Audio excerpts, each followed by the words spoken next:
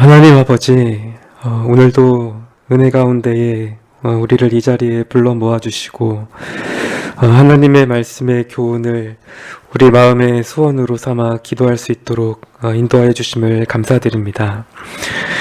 참으로 혼란스럽고 또 분주하고 죄악된 이 세상을 살아가는 우리에게 더욱 간절한 마음으로 우리 자신을 거룩한 말씀에 의탁하지 않을 수가 없습니다.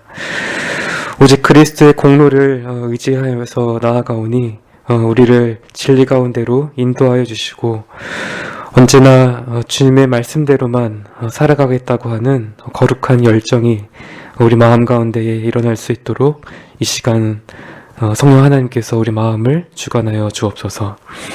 살아계신 우리 구주 예수 그리스도의 이름으로 기도드립니다. 아멘.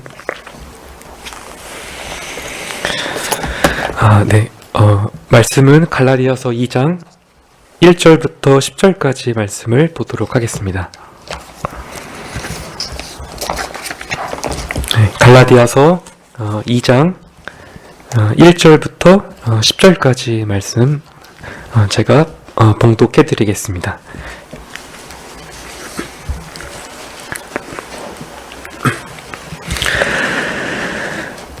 14년 후에 내가 바나바와 함께 디도를 데리고 다시 예루살렘에 올라갔노니 계시를 인하여 올라가 내가 이방 가운데서 전파하는 복음을 저희에게 제출하되 유명한 자들에게 사사로이 한 것은 내가 다름질하는 것이나 다름질한 것이 헛되지 않게 하려 함이라. 그러나 나와 함께 있는 헬라인 디도라도 억지로 할례를 받게 아니하였으니 이는 가만히 들어온 거짓 형제 까닭이라. 저희가 가만히 들어온 것은 그리스도 예수 안에서 우리의 가진 자유를 엿보고 우리를 종으로 삼고자 함이로되 우리가 일시라도 복종치 아니하였으니 이는 복음의 진리로 너희 가운데 항상 있게 하려 함이라. 유명하다는 이들 중에 본래 어떤 이들이든지 내게 상관이 없으며 하나님은 사람의 외모를 취치 아니하시나니 저 유명한 이들은 내게 더하여 준 것이 없고 도리어 내가 무할례자에게 복음 전함을 맡기를 베드로가 할례자에게 맡음과 같이 한 것을 보고 베드로에게 역사하사 그를 할례자의 사도로 삼으신 이가 또한 내게 역사하사 나를 이방인에게 사도로 삼으셨느니라.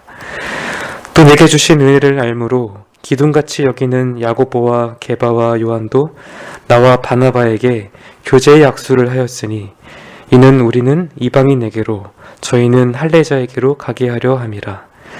다만 우리에게 가난한 자들을 생각하는 것을 부탁하였으니 이것을 나도 본래 힘써 행하노라. 아멘.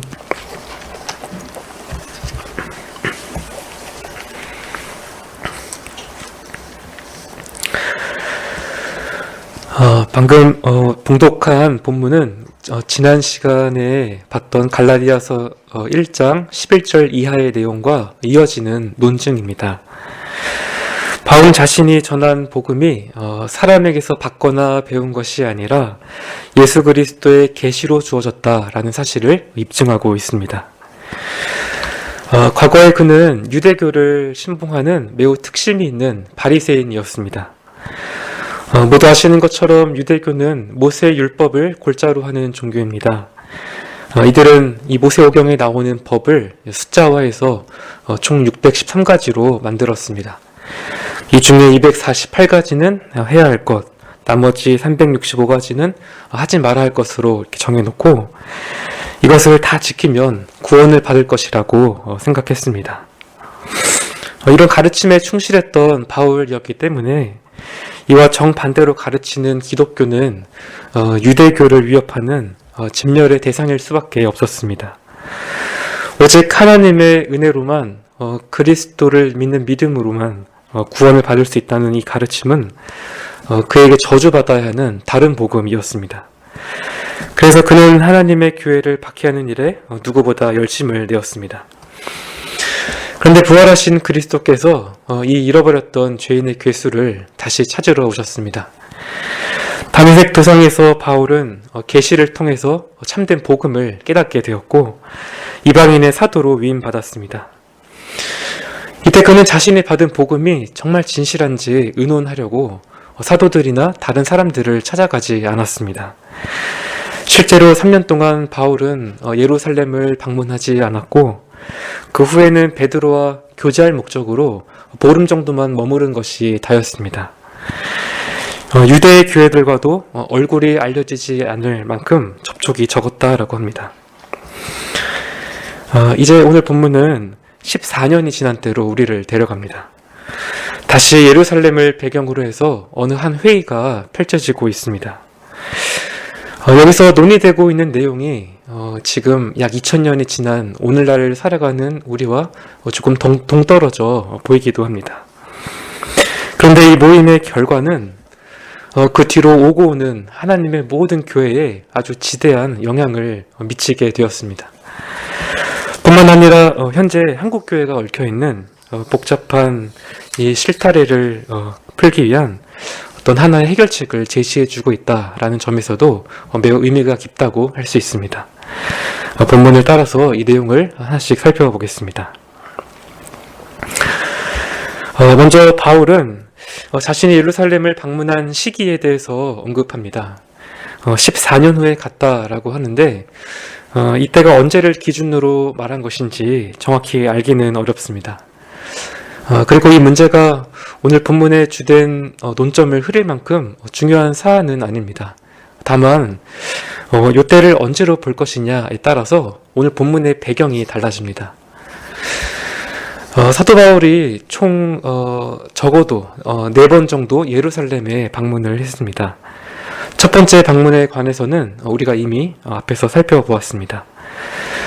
두 번째 방문은 사도행전 11장에 나와 있는데 바울과 바나바가 이 기근으로 인한 구제금을 전달하기 위해서 예루살렘에 온 것입니다. 아가보 선지자가 온 세상에 기근이 있을 것을 예언했고 글라우디오 황제 때에 이 일이 실제로 일어나자 안디옥 교회가 이들을 파송했습니다. 세 번째 방문이 아마 가장 유명할 것입니다. 사도행전 15장을 보면 바울과 이 바나바와 다른 사람들이 다 함께 예루살렘 공의회에 참석했습니다. 이 회는 다름 아닌 유대주의자들 때문에 열렸습니다. 이들이 유대에서 내려와서는 이방인들에게 너희가 모세의 율법을 따라 할례를 받지 않으면 구원을 받을 수 없다라고 가르쳤기 때문입니다. 마지막 4번째 방문에 관해서는 사도행전 21장에 기록되어 있습니다. 바울이 3차 전도 여행을 마치고 나서 순교할 각오로 선교 보고를 하러 예루살렘에 올라왔다가 끝내 체포되어서 로마로 압송이 됩니다. 이렇게만 보면 오늘 갈라디아서 2장의 이 회의는 예루살렘 공의회에 참석했던 세 번째 방문이 이렇게 보이기도 합니다. 사실 학자들도 두 번째나 세 번째 방문이 유력할 것이라고 생각하고 수년간 비교하고 논의를 했습니다. 그런데 그 결론을 정직하게 이제 말하자면 확실히 알 수 없다입니다. 두 가지 경우 모두 다 충분한 개연성이 있기 때문입니다. 물론 학자들 사이에서는 자신의 주장이 더 신빙성이 있다는 사실을 드러내기 위해서 이 갈라디아서와 사도행전의 본문 사이에 여러 일치와 불일치되는 그런 점들에 주목해서 여러 해석을 내놓습니다. 하지만 이 문제에 대해 완전하거나 객관적인 진술을 제시하는 구절이 없습니다. 그래서 결국 여러 정황을 살펴 조심스러운 선택을 해야 합니다. 저는 오늘 본문을 두 번째 예루살렘 방문했을 때의 일로 보고 말씀을 드리도록 하겠습니다. 오늘 이 방문에는 우리가 몇 가지 주목할 점이 있습니다. 먼저 바울은 이 방문이 계시 때문에 이루어졌다라고 합니다. 결국 유대주의자들의 말처럼 자신이 전한 이 복음에 대해서 사도들의 승인을 받기 위함이 아니었습니다. 이미 오랜 시간 동안 사도들과 떨어져서 아무런 항의도 받지 않고 복음 사역을 오랫동안 해왔다는 것은 바울이 다른 사도들과 동등한 권위를 지니고 있었다라는 하나의 증거가 되는 것입니다. 그런데 그가 하나님의 계시를 받고 예루살렘으로 올라갔습니다. 우리가 이 계시의 내용이 무엇이었는지는 알 수가 없습니다. 물론 기근을 예고했던 야가보 선지자의 예언과 관련되어 있다는 사실은 분명합니다. 그 결과 이 바울과 바나바가 예루살렘으로 파송되었기 때문입니다. 하지만 단순히 기금을 조달할 목적으로 굳이 안디옥에서 잘 사역하고 있는 바울과 바나바가 가야 했을까라는 의문이 드는 것도 사실입니다. 무언가 하나님께서 이 일을 통해 계획하신 더 크고 깊은 의도와 목적이 있음을 우리가 짐작해 보게 됩니다. 또 한 가지 주목할 것은 이 바울과 함께한 동료들입니다. 여기 바나바와 디도가 등장하는데 우리는 바나바가 왜 함께 갔는지는 충분히 알 수 있습니다. 이미 안디옥 교회를 통해서 바울의 동역자로 조력하도록 선택을 받았기 때문입니다. 그런데 이 디도는 이 바나바와 같은 사명을 지니고 바울과 동행했다고 보이지는 않습니다. 무엇보다 디도는 헬라인입니다. 다시 말해서 할례받지 않은 이방인 그리스도인이었습니다. 그래서 예루살렘에 간다면 분명 그가 이 유대주의자들의 표적이 될 것이 뻔했습니다. 이 사실을 바울이 몰랐을 리는 없습니다. 그런데도 디도를 굳이 데려왔다라는 점이 상당히 의미심장합니다. 예루살렘에 도착한 바울 일행은 구제금을 이제 전달하면서 그동안 자신이 전파했던 복음을 제시했습니다. 이방인이 믿음으로만 의롭게 된다라는 바로 그 진리였습니다. 그러자 오랜 율법의 관습에 따라 훈련받아온 이들이 이 말에 즉시 반응했습니다. 우리가 모르긴 몰라도 별로 그다지 긍정적인 그런 반응은 아니었을 것입니다. 이제 여기서부터 바울이 그들을 상대로 어떤 태도를 취하는지가 매우 중요해집니다. 사실 바울에게는 그 누구도 흔들 수 없는 이 복음에 대한 확신이 있었습니다. 어느 누가 중상모략을 한다 해도 이 복음을 부인하거나 타협할 가능성은 전혀 없었습니다. 확실한 신앙은 이 사람에 의존하지 않습니다. 천사가 와도 마찬가지입니다.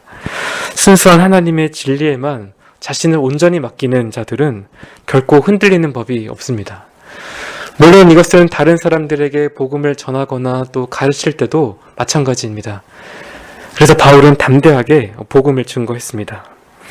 비록 이것이 그곳에 있는 사람들에게는 별로 달갑지 않은 그런 일이었지만 두려움 없이 복음을 제시했고 또 이로써 자신의 견해가 참된 복음인지 판단할 수 있도록 해주었습니다.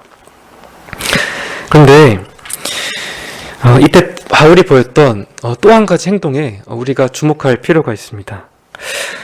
자신이 전한 복음을 제출하되 이 유명한 자들 곧 예루살렘의 사도들과는 은밀하게 따로 만나서 이 복음을 제시했다라고 합니다. 그동안 쏟아왔던 수고가 헛되지 않게 하려고 했다라는 것이 바로 그 이유였습니다. 여러분께서는 이 말이 어떻게 들리십니까? 혹시 그를 대적하는 유대주의자들에게 무언가 빌미를 줄 가능성은 없습니까? 그가 자신이 전한 복음에 대해서 뭔가 좀 떳떳하지 못하고 불안해서 은밀하게 사도들을 만나서 의논한 것은 아닙니까? 물론 이런 식의 주장은 여태까지 고수해온 바울의 입장과는 모순이 됩니다. 그가 사도들을 사적으로 만난 것은 어떤 확신을 얻으려고 한 것이 아니었습니다. 지금 그는 한 가지를 의식하고 매우 신중하고 지혜로운 태도를 보이고 있는데 그것은 바로 자신이 전한 복음으로 세워진 그 여러 교회들 때문이었습니다. 분명 바울이 전한 복음의 진리는 사도들이 어떤 결정을 내리든지 아무 영향을 받지 않을 것입니다. 바울은 사도들의 판단과 상관없이 그들과 동일한 권위를 가졌습니다. 하지만 만일 이 예루살렘의 사도들이 이 예루살렘에서 기둥같이 여겨지는 이 사도들이 바울의 주장과 다른 입장을 내놓는다라고 한다면 그러면 어떻게 되겠습니까? 이런 소식이 그가 세운 교회에 전해지면 이 수많은 회신자들을 거짓 교사들로부터 지키기가 매우 어려웠을 것입니다. 설마 사도들이 다른 주장을 하겠냐라고 반문하는 분들이 계실 것 같습니다. 그런데 우리가 당시 그 예루살렘의 상황을 한번 생각해 볼 필요가 있습니다. 예루살렘 교회는 이 바울이 전한 복음으로 세워진 이방인 교회가 아니라 유대인들로 구성된 공동체입니다. 게다가 사도들도 거의 대부분을 이곳에서 사역을 이 할례를 받은 유대인 그리스도인들을 대상으로 사역을 했습니다. 이방인에게 복음이 어떤 의미인지 생각해 볼 만한 어떤 그런 실제적인 일을 겪은 일이 거의 없었습니다. 즉 그리스도인이 되기 위해서는 믿음이 당연히 필요하지만 이 할례와 같은 문제를 심각하게 생각해 볼 만한 일이 별로 없었습니다. 아니면 적어도 유대주의자들로부터 이 할례 문제에 관해서 타협하도록 유혹을 받았을 가능성도 충분히 있습니다. 바울은 분명 이런 부분을 염려했던 것입니다. 바울이 사도들이 이 복음의 본질에서 벗어나 있는 그런 상태라면, 다시 말해서 복음이 문화를 초월한다는 사실을 인정할 만큼 그들의 시야가 넓지 않다면 자칫 교회가 둘로 갈라질 위험이 바로 여기에 있었던 것입니다. 이렇게 될 경우에 그 결과가 미칠 여파를 한번 생각해 보시기 바랍니다. 부활하신 그리스도께서 승천하시고 이제 막 교회가 자리를 잡으려고 하는 이제 그런 시점에서 교회가 갈라진다면 이것은 충분히 위협을 느끼고 두려워해야 마땅한 일입니다. 이 서로 기독교라고 주장하는 두 종교가 출현해서 서로 의심하고 비난하는 일들이 생길 수밖에 없습니다. 이 기독교 교회 역사에 큰 위험과 변화를 가져오기에 충분하고도 남을 일입니다. 이 시점에서 우리는 바울이 디도를 데리고 간 이유가 왜 중요한지를 깨닫게 됩니다. 사도들이 할례받지 않은 이방인 그리스도인을 과연 형제로 받아들일 것인가? 아니면 어떤 식으로든 이 바울의 복음을 수정하려고 할 것인가? 이 질문에 담긴 근본적인 의미를 풀어보면 이렇게 될 것입니다. 그리스도께서 교회에 주신 복음의 자유가 과연 유지될 것인가? 아니면 자유를 잃고 속박당한 노예와 같은 상태가 될 것인가? 3절 이하에 그 결과가 나와 있습니다. 이 사도들은 디도에게 할례를 받으라고 강요하지 않았고 그를 형제로 맞이했습니다. 바울이 이방인에게 전한 복음을 어떤 식으로든 반박하지 않았고 여기에 아무것도 더하지 않았습니다. 바울의 사역과 함께 복음의 의미를 모두 인정하고 받아들입니다. 또 확증의 표시로 그들은 이 바울과 바나바에게 교제의 약수를 청했습니다. 하나님의 은혜로 이 복음의 진리 안에서 위대하고 확실한 승리가 이루어진 것입니다. 이들 사이에 이루어진 협의는 후일 예루살렘 공의회를 통해서 천명되었습니다. 바울은 이 모든 논쟁의 그 핵심을 4절에서 아주 명쾌하게 설명합니다. 교회에 가만히 들어온 거짓 형제들이 이 그리스도 예수 안에서 우리가 가진 자유를 누리지 못하도록 종으로 삼으려 했다. 여기서 자유라는 말은 이 사도 바울의 견해를 아주 잘 요약해주는 이 갈라디아서에서 잘 요약해주는 핵심 단어입니다. 바울은 복음이 주는 자유를 전했지만 이 대적자들은 하나님께 인정받기 위해서 어떤 노력이나 행위를 덧붙여야 한다며 이 복음의 진리를 변절시켰습니다. 이 자유와 관련된 논쟁은 앞으로도 계속해서 반복될 내용입니다. 그렇다면 이 복음으로부터 주어지는 자유가 무엇이며 또 이것이 오늘 본문의 논쟁과 관련해서 우리에게 어떤 의미가 있는지를 살펴보아야 하겠습니다. 일반적으로 자유는 그 자체로 탁월한 가치를 지닙니다. 아마 지금 현대 사회를 살아가는 사람들에게는 이 사실이 크게 와닿지 않을 것 같습니다. 왜냐하면 태어날 때부터 죽을 때까지 사실 자유 없이 살아본 사람들이 많이 없기 때문입니다. 벌써 우리나라만 해도 최고의 권위와 이 법적 효력을 가진 헌법이 여러 가지 자유를 보장합니다. 신체의 자유, 또 양심의 자유, 종교의 자유가 보장되고 어떤 의사 표현을 해도 문제가 없습니다. 언론이나 집회, 또 학문이나 예술의 자유도 보장됩니다. 이런 것은 사실 정말 엄청난 특권입니다. 이런 자유를 누리지 못하는 나라와 비교하면 더욱 그렇습니다. 사실 우리나라도 일제강점기라고 하는 이 아픈 역사를 지니고 있습니다. 유럽도 해방된 지 올해로 76년이 지났기 때문에 이 전쟁을 경험한 분들이 아직 이 땅에 살아계십니다. 그분들에게 자유라는 말은 남다르게 다가올 것입니다. 당시에 이 자유를 얻고 지키기 위해서 정말 많은 사람들이 피를 흘려야 했습니다. 이 생명조차 내던질 만큼 그들에게는 자유가 소중했습니다. 그래서 사람들은 지금도 여전히 자유를 쟁취한 사람들을 높이 기리고 추앙합니다. 이처럼 자유는 매우 탁월한 가치를 지닙니다.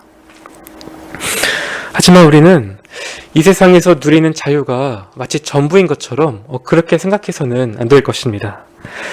왜냐하면 진정으로 탁월한 자유는 따로 있기 때문입니다. 그것이 바로 복음 안에서 주어지는 영적인 자유입니다.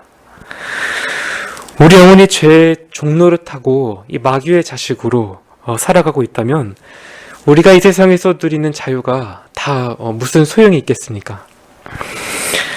하지만 일단 그리스도께서 주시는 자유를 얻으면 영원한 만족과 평안이 따라옵니다. 놀라운 것은 이 자유를 빼앗길 수 없다라는 사실입니다.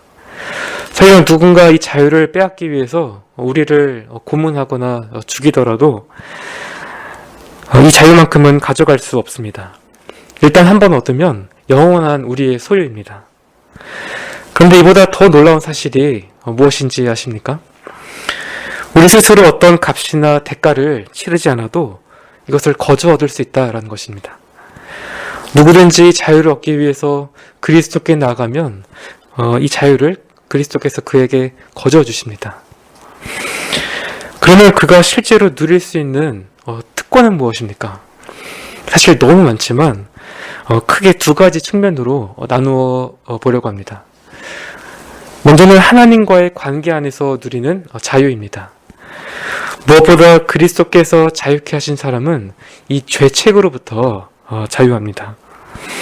더 이상 용서받지 못한 채로 양심이 고통받지 않습니다. 과거에 아무리 크고 많은 죄를 지었어도 그것이 더 이상 나를 정죄하지 못합니다.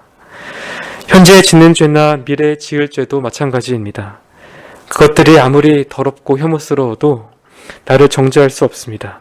이 그리스도의 피가 이 모든 것에서부터 나를 깨끗하게 씻었기 때문입니다. 자유케 된 자들에게는 이 죽음조차 또 힘을 잃고 쓰러집니다. 사망이 음침한 골짜기를 다닐지라도 해를 두려워하지 않습니다. 우리가 죽으면 육체는 잠시 잠들지만 영혼은 즉시 주님이 계신 낙원으로 가게 됩니다. 그리고 마지막 날에 영화로운 상태가 되어서 영원토록 이 자유를 누리며 살아갑니다. 또 한 가지 특권은 사람과의 관계 안에서 누리는 자유입니다. 앞서 복음이 문화를 초월한다라고 잠시 말씀을 드렸는데 이 복음이 없는 문화는 사람이나 국가 간에 어떤 차별을 만듭니다. 인종이나 성별, 또 신분이나 나이와 같은 요소들을 가져와서 차별의 근거로 삼습니다. 하지만 하나님의 교회에는 이런 종류의 차별이 존재하지 않습니다. 우월한 그리스도인이 따로 있고 열등한 그리스도인이 따로 있는 것이 아닙니다. 모두가 그리스도 안에서 동등하고 하나 된 존재들입니다. 왜냐하면 모든 그리스도인은 어떤 도덕적인 행실이 아니라 그리스도 안에 있는 은혜로 말미암아 오직 믿음으로 구원을 받기 때문입니다. 물론 각자의 어떤 은사나 배경이나 또 교회 질서에는 차이가 존재합니다. 하지만 우리 모두가 하나님 앞에 서는 것은 모두가 동일합니다.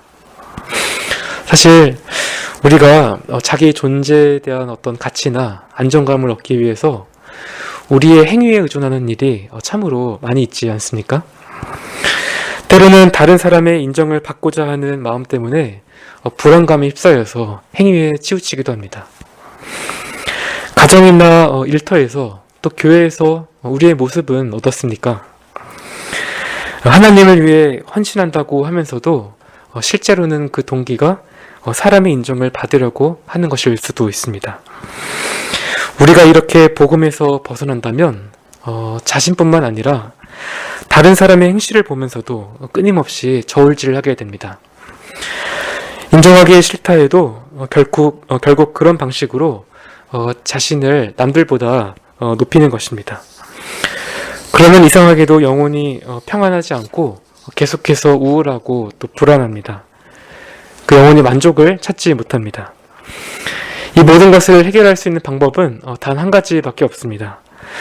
하나님께서 우리의 행위 때문이 아니라 그리스도께서 하신 일 때문에 우리를 받아들이셨다라고 하는 이 사실을, 이 진리를 날마다 묵상하는 것입니다. 진리가 우리를 자유케 합니다. 이 복음의 진리가 우리 마음에 계속해서 머물도록 해야 합니다. 그러면 우리는 사람과의 관계에서도 자유할 수 있습니다. 어느 누구에게도 편견을 갖지 않고 그들을 진심으로 사랑하고 섬길 수 있습니다. 복음 안에서 주어지는 자유는 이외에도 너무나 많습니다. 바울은 우리가 그리스도 안에서 이 모든 자유를 다 가진 자들이다 라고 이렇게 말합니다. 이 사실을 믿으십니까? 정말 저와 여러분이 이 복음의 자유를 날마다 만끽하며 살아간다면 이보다 좋은 일은 없습니다. 하지만 반대로 우리가 소유한 자유의 분량만큼 잘 누리며 살아가지 못한다면 이보다 큰 손실은 없을 것입니다. 그런데 오늘 본문에서 바울은 이 문제에 대한 해결책까지 우리에게 주고 있습니다.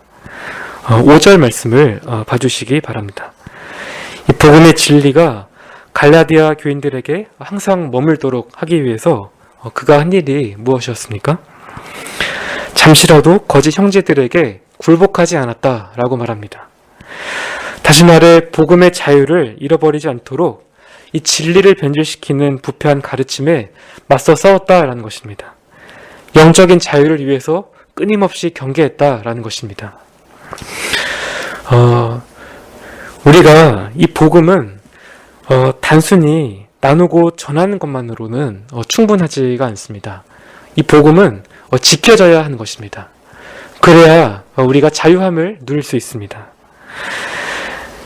이 일이 그리 쉽지 않기 때문에 우리는 더욱 깨어 있어야 합니다.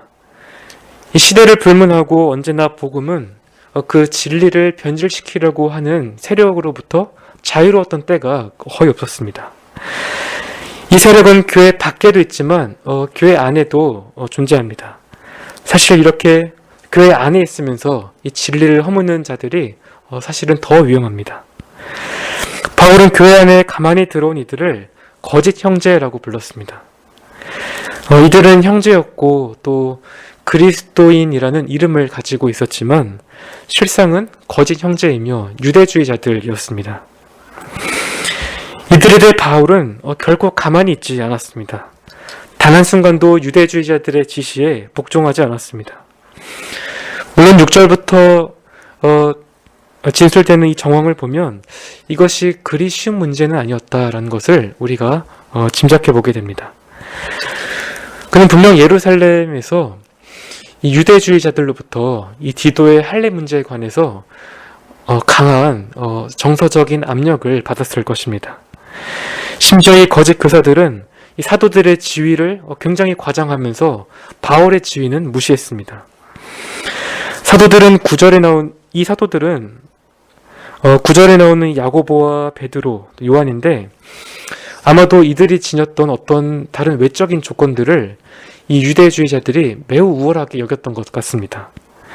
만약에 그렇다면 야고보는 주님의 동생이고 또 이 요한과 바울, 이 베드로는 주님께서 지성에 거하시는 동안 최측근이었다라는 이런 점들에 주목했을 것입니다.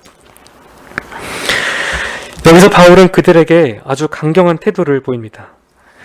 저 유명하다는 이들이 본래 어떤 자들이었든지 내게는 상관이 없다. 왜냐하면 하나님은 사람을 외모로 취하지 않으시기 때문이다. 다른 사도들을 가리키는 이 바울의 표현이 꽤나 냉소적으로 보입니다.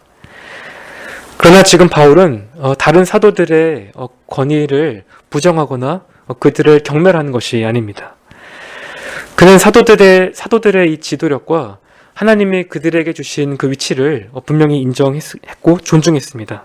다만 그들은 주님께서 이 지상에서 사역하시는 동안 그분의 제자였다라는 식의 이런 이유만으로 존경받아서는 안 되었습니다.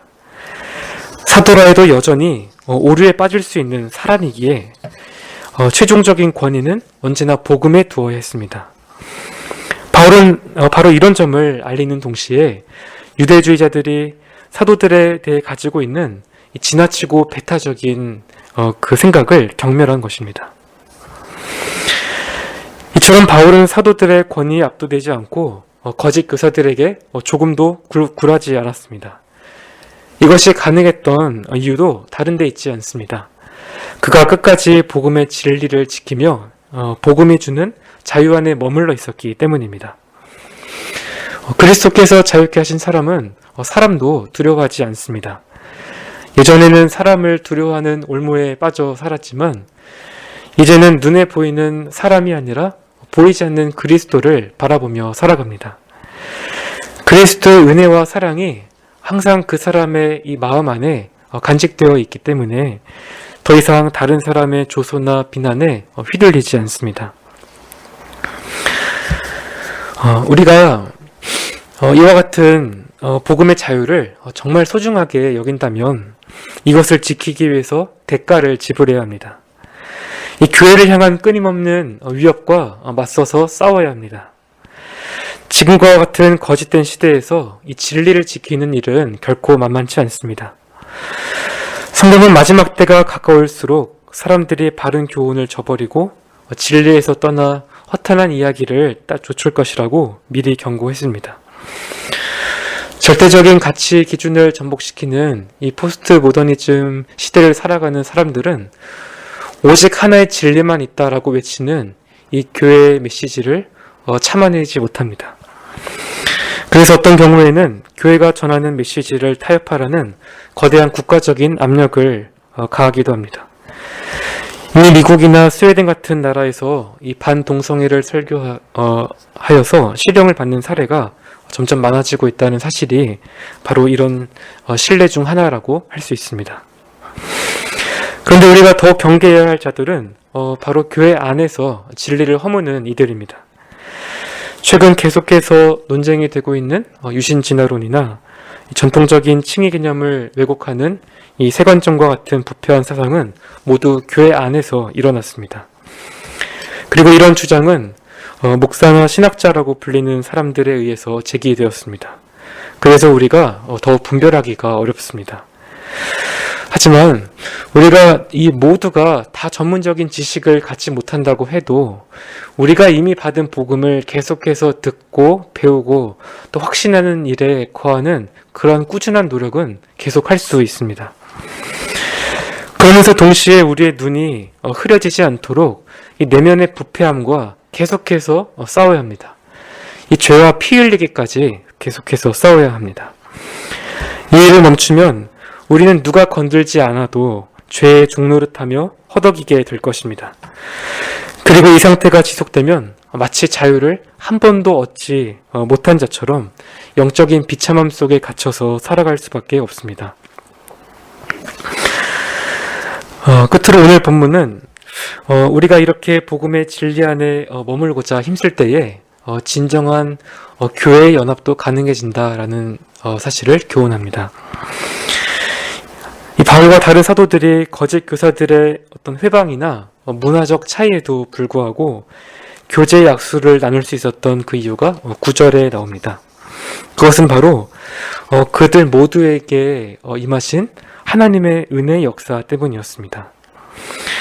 먼저 이들은 서로가 믿는 이 복음의 내용을 확인하고 동일한 믿음 안에 있다는 것을 먼저 확인했습니다. 또한 유대인과 이방인 사이에 이 도저히 극복할 수 없는 차이가 있는 것처럼 보임에도 불구하고 하나님께서 그들 모두에게 이 동일한 은혜를 베풀어 주셨다는 사실도 알았습니다. 단지 이것만으로 그들이 연합할 이유는 충분했습니다.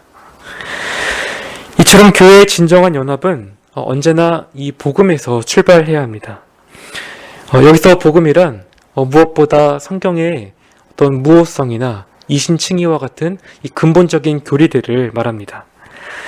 일단 이런 부분에서 일치한다면 나머지 부분이 다르더라도 그리스도 안에서 한 형제가 되어서 함께 아름다운 선을 이루어갈 수 있다라고 인정해야 합니다. 이미 하나님께서 받아들인 사람을 우리가 이런저런 조건을 붙여서 밀어내서는 안 되기 때문입니다. 우리나라의 경우에 사실 복음이 아닌 다른 이유로 이 너무 많은 교단으로 갈라져 있는 이런 모습은 분명 안타까운 현실입니다.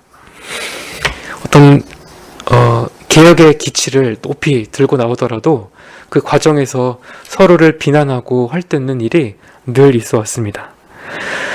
주님이 다시 오실 때까지 교회가 분열하는 일은 아예 막을 수는 없을 것입니다. 하지만 최소한 분파가 되려거나 우리가 분파가 되기를 원해서는 안 되며 진리의 어떤 절대적인 특징을 부인하지만 않는다면 분파가 될 수도 없습니다. 무엇보다 이 진정한 연합은 각 교회에서 먼저 복음에 충실하는 데서부터 시작되어야 합니다. 그렇지 않고 교회 내에 어떤 전통이나 질서를 내세워서 이 다른 교회들로부터 어떤 독립적인 위치를 차지하려고 한다면 연합은 어렵습니다. 어떤 교회는 그리스도를 믿고 세례까지 받아야 구원을 받을 수 있다라고 말합니다. 또 어떤 교회는 참된 그리스도인의 표지가 확실히 드러나기 전까지는 구원의 확신을 갖는 것을 굉장히 죄악시 여겨서 지나치게 회심을 강조하기도 합니다. 이것은 모두 복음에 그다지 충실한 모습처럼 보이지 않습니다. 우리는 믿음에 관해서만큼은 분명하고 단순해질 필요가 있습니다. 그리스도께서 과연 나를 위해 죽으셨는가와 같은 이런 질문에 시간을 허비할 필요가 없습니다. 성경에서 이런 질문을 한 사람은 한 사람도 없습니다. 그저 죄인으로서 나는 겸손히 그리스도를 의지하는가, 나를 그분께 맡겼는가 하는 이 질문에 집중하면 되는 것입니다. 이렇게 믿음 안에서 그리스도와 교제하기 시작한 모든 사람은 서로 교제할 근거가 충분합니다. 그 밖의 것들에 관해서는 사랑 안에서 서로를 용납하고 권면해 가야 할 일입니다. 오늘 본문에서 우리는 이 복음의 자유에 관한 몇 가지 교훈을 살펴보았습니다. 이 복음이 약속하는 자유는 매우 소중하고 귀합니다. 우리가 미처 다 헤아릴 수 없는 유익을 가져다 줍니다. 하지만 이 자유가 정말 우리에게 값지고 소중한 이유는 바로 우리의 구주이신 예수 그리스도께서 자신의 생명과 보혈을 대가로 지불하셨기 때문입니다. 우리를 자유롭게 하시기 위해서 필요한 모든 대가를 지불하셨습니다. 사시는 내내 고난과 저주를 짊어지셨고 십자가에서 우리 죄를 위한 죽음을 당하셨습니다. 우리가 받아야 할 율법의 저주를 대신 받으심으로 하나님의 의가 완전히 충족되었고 우리에게 완전한 자유가 주어졌습니다. 이제 우리가 해야 할 일은 이 자유를 누리며 살기 위해서 항상 복음의 진리 안에 머물기를 힘쓰는 것입니다. 이 자유를 엿보는 세력은 오늘도 우리 안팎에 존재하고 있고 이들로부터 자유를 지키기 위한 이 거룩한 전쟁은 갈수록 치열해지고 있습니다. 지금 현재 교회 앞에 고난이 이렇게 닥쳐왔는데 우리가 다 교회 앞에 고난이 닥쳐온 이때에 우리가 다 그리스도의 군사로 부름을 받았는데 우리가 이 싸움에 동참하려고 하지 않는다면 앞으로 훨씬 어렵고 힘든 때를 겪게 될 것입니다. 그러니 어떤 모양의 분열과 속박에도 잠시라도 굴복하지 않기를 바랍니다. 이를 위해서 필요한 대가는 무엇이든지 다 지불하기를 바랍니다. 그동안 우리가 코로나로부터 일상의 자유함을 회복하기 위해서 여러 불편함들을 감수하고 인내해 왔는데 복음의 자유를 위해서는 어떤 대가를 치러 오셨습니까? 어떤 때보다도 교회가 복음의 본질을 회복해야 하는 이때에 우리 스스로에게 심각하게 자문해 볼 일입니다. 우리의 남은 때에 여기 계신 모든 분들이 그리스도 안에서 가장 자유한 자로 살아갈 수 있도록 하나님께서 우리 안에 거룩한 열정을 부어주시기를 소망합니다. 네, 함께 기도하겠습니다.